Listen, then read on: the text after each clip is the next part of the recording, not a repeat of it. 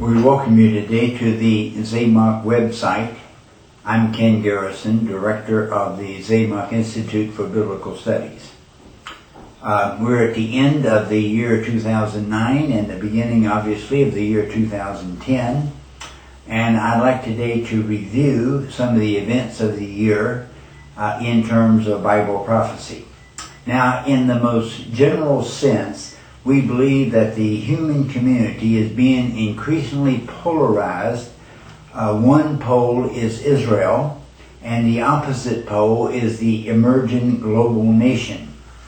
And according to the biblical prophetic picture, there will be an ultimate conflict between these two poles, which will ultimately lead to God establishing His kingdom on the earth in the human community.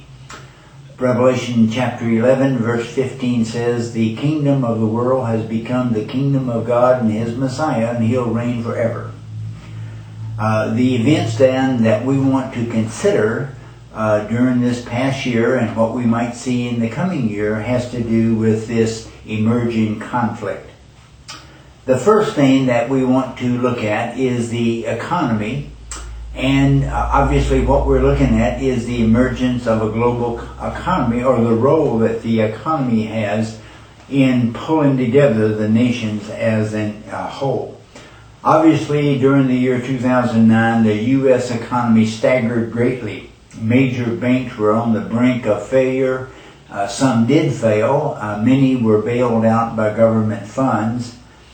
And the impact of the whole thing was felt all the way around the world. Every economy staggered along with the U.S. economy.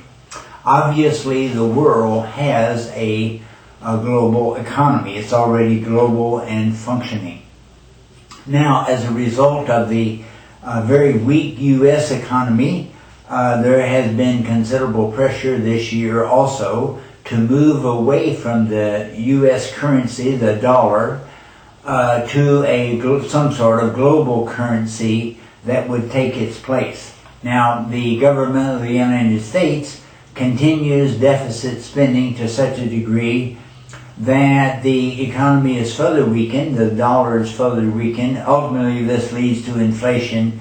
And so I think our own government is feeding this movement toward a global currency. And so globalization, this global union, is emerging little by little. We're seeing it and experiencing it. It happens so slowly, actually, that you hardly pay any attention to it. But if you look at it in the terms of Bible prophecy, it becomes very, very obvious. Now, another issue that was discussed a great deal during this past year, and I'm sure will be in the coming year, has to do with climate change. There was a major UN-sponsored climate change conference held in early December in Copenhagen, Denmark.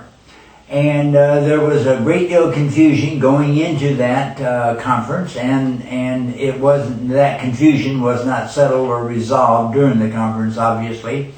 I believe much of the confusion arises out of very, very poor science. In addition to very poor science, we have evidence now of illegitimate science. That is, there were a number of emails that were leaked out of the offices of the very leading climate change scientists in the world, which indicated that they were fudging their data because the data that they were observing didn't agree with their predetermined model or vision or their political position. Now, the question that arises when we consider climate change is this just a natural thing, a change of conditions and temperatures and so on that is a natural order of things? Another possibility, and most of the climate change people maintain that it's a man-made thing, or man has contributed greatly to it through, for example, the burning of fossil fuels and that sort of thing.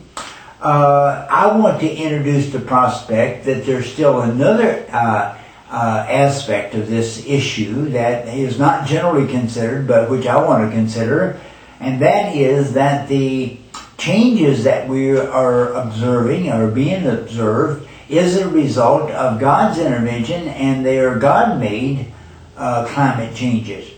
In the book of Revelation obviously reveals God's judgments coming upon the world. And we see in particular, and I might just make reference to chapter 8 and chapter 16 in the book of Revelation, but in chapter 8 a series of trumpets are heard in heaven, and this results in judgments coming down upon the earth. In chapter 16 there's a series of the bowls of wrath, of God's wrath being poured out upon the nations. And in most cases, the impact, what is directly impacted by these judgments, is the environment itself. Vegetation, fresh water, marine life, and salt water, seawater. All of these are impacted. Climatic type changes as a result of God's judgment.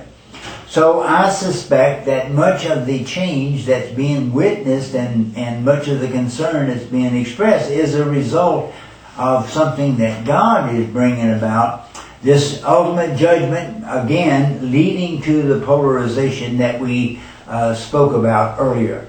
Now, perhaps the most significant development in the preceding year, in the year 2009, was Iran's pursuit of nuclear weapons. Evidently, Iran is now on the brink of acquiring nuclear weapons, as well as a missile delivery system able to deliver those weapons throughout the Middle East and perhaps most of Europe. Now, as this has taken place, the world has stood by. There's been some voices of condemnation of Iran in their pursuit, but absolutely nothing has been done to hinder that development. Now, from the very beginning, the Obama administration declared its solidarity with the Muslim nation and has refused to intervene in Iran to prevent the development of nuclear weapons by the Iranians.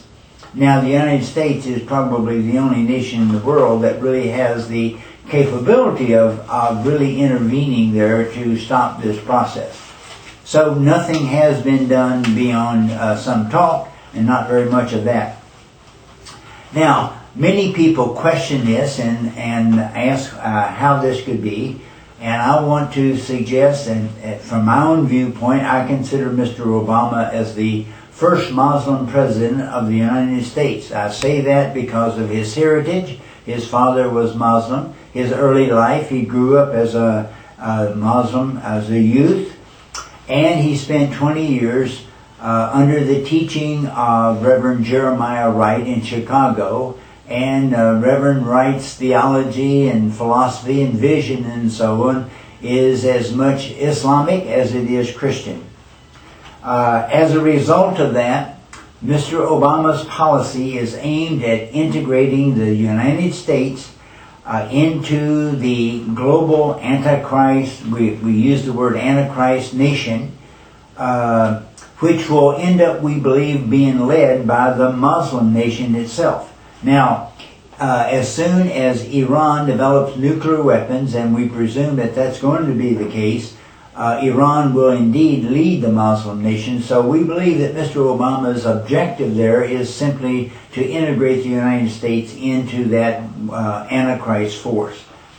Now, in the year to come, I expect Israel will strike Iran in an effort at attempting to hinder or eliminate their nuclear capability. This almost certainly will bring a universal outrage and condemnation of Israel, and I believe very likely could lead to the uprising of the nations coming up against Israel, just exactly what the Bible speaks about. Speaking of the nations, all the nations coming up, crossing the Jezreel Valley and approaching the mountain that we know as Har Megiddo. If you anglicize Har Megiddo,